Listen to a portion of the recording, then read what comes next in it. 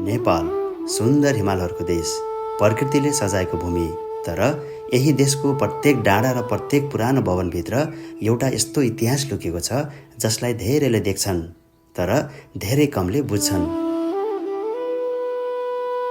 आज हामी उभिएका छौँ पाल्पाको मुटु ऐतिहासिक सहर तानसेनको बीचमा।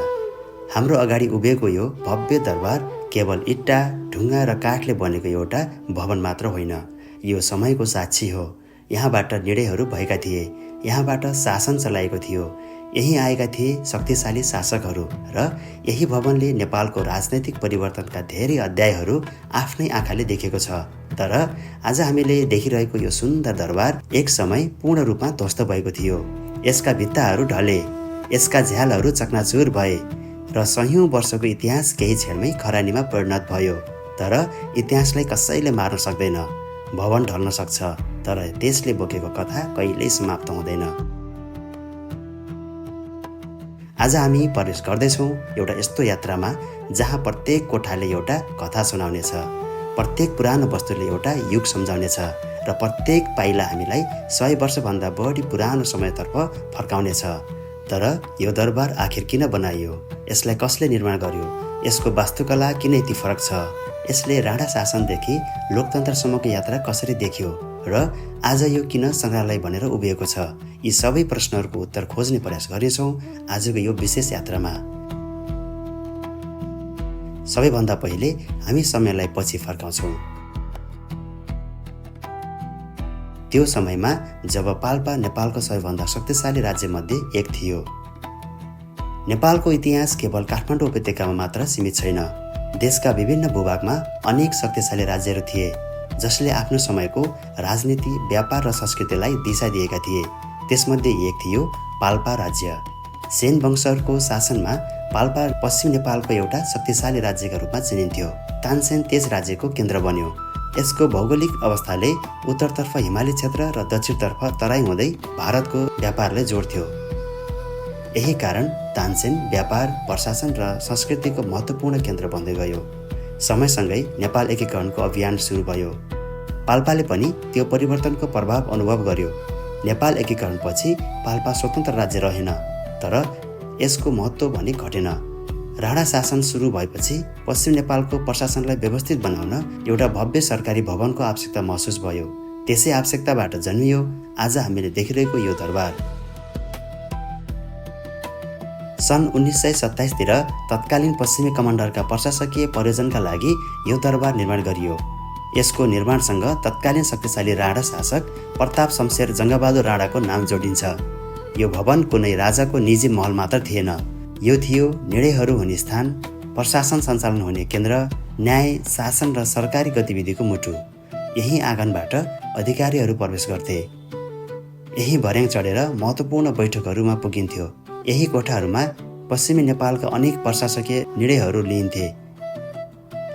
यदि यी भित्ताहरू बोल्न सक्ने भए कहिल्यै नसुनेका सयौं कथाहरू सुन्थ्यौँ। दरबारको वास्तुकलाले पनि एउटा अलग पहिचान बोकेको छ। नेपाली परम्परागत शैलीसँग युरोपेली प्रभाव मिसिएको यसको संरचनाले त्यस समयको निर्माण कला झल्काउँछ।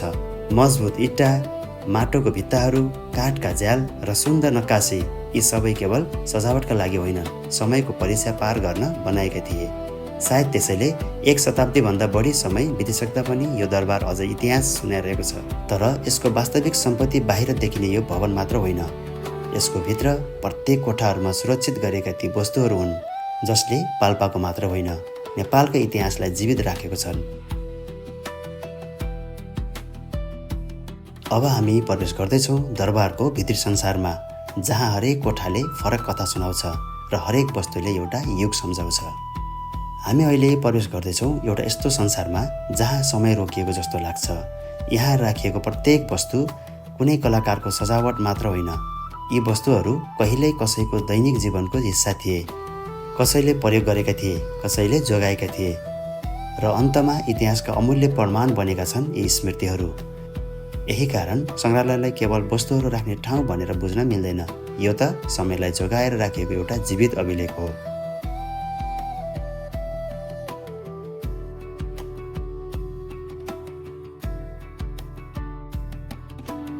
यहाँ देखिने पुराना दरबारहरू खुकुरीहरू, बन्दुकहरू र अन्य हतियारहरूले नेपालले भोगेको सङ्घर्षका दिनहरूको सम्झना दिलाउँछ। यी केवल फलामका टुक्रा होइनन्, यी साहस, कर्तव्य र आफ्नो भूमिप्रतिको जिम्मेवारीका प्रतीक हुन्। प्रत्येक समय यस्ता हतियारहरू केवल युद्धका लागि मात्र होइनन्, राज्यको सुरक्षा र शासनको शक्तिको प्रतीकका रूपमा पनि हेरिन्थ्यो। अब हामी इतिहासको अर्को अध्यायतर्फ पुग्छौँ। यी पुराना कागजातहरू सायद सामान्य कागजात जस्ता देखिन्छन्, तर यिनै कागजातहरूले निर्णयहरू लेखे, आदेशहरू जारी गरे र समयलाई अभिलेखमा बाँधेर राखे। एउटा पुरानो हस्ताक्षर सयौं शब्दभन्दा धेरै शक्तिशाली हुन्छन्, किनकि त्यसले एउटा युगको कथा बोकेको हुन्छ। यहाँ सुरक्षित गरिएका पुराना सिक्काहरू, मुद्राहरू र सरकारी छापहरूले त्यो समयको आर्थिक र प्रशासनिक प्रणालीको झलक दिन्छ। समय परिवर्तन भयो, सरकार परिवर्तन भए, चलन चल्तीका मुद्राहरू पनि परिवर्तन भए, तर यी वस्तुहरूले इतिहासलाई कहिल्यै परिवर्तन हुन दिएनन्। सङ्ग्रहालय केवल राजनीतिक इतिहासको कथा होइन, यो हाम्रो संस्कृतिको पनि ऐना हो। यहाँ राखिएका परम्परागत पोसाक, भाँडाकुँडा, हस्तकला र दैनिक जीवनमा प्रयोग हुने सामग्रीहरूले हाम्रा पुर्खाहरू कसरी बाँचेका थिए, के प्रयोग गर्थे र कस्तो जीवनशैली अपनाउँथे भन्ने कुरा बुझाउँछन्। सभ्यता केवल राजाहरूको इतिहासबाट बन्दैन, साधारण मानिसहरूको जीवन, संस्कृति र परम्पराले पनि इतिहास निर्माण गर्छ। यही कारण यी सामग्रीहरूको महत्त्व कुनै दरबारभन्दा कम छैन।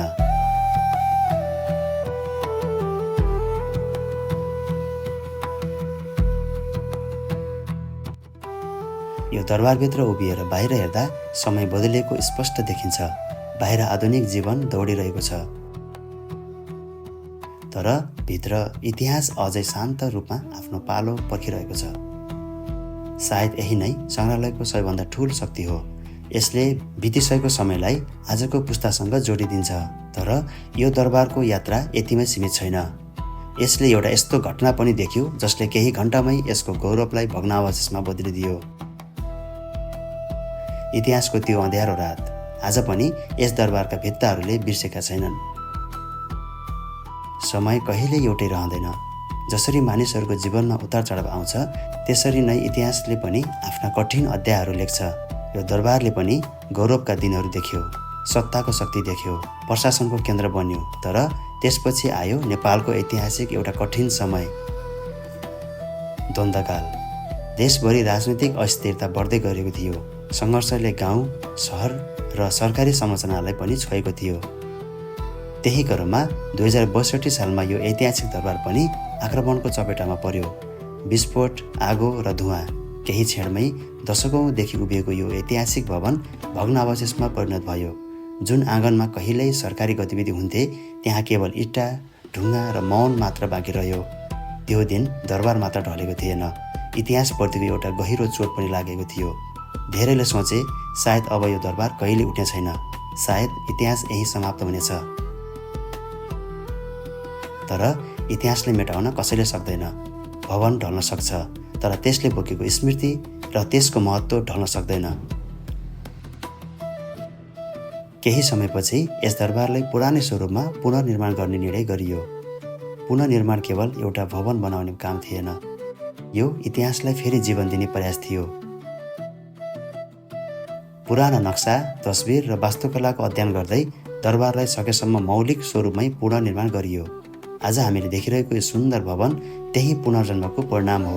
यसले हामीलाई एउटा महत्त्वपूर्ण सन्देश दिन्छ। विनाश क्षणभरमै हुन सक्छ, तर संरक्षण गर्न र इतिहास जोगाउन वर्षौंको मेहनत लाग्छ।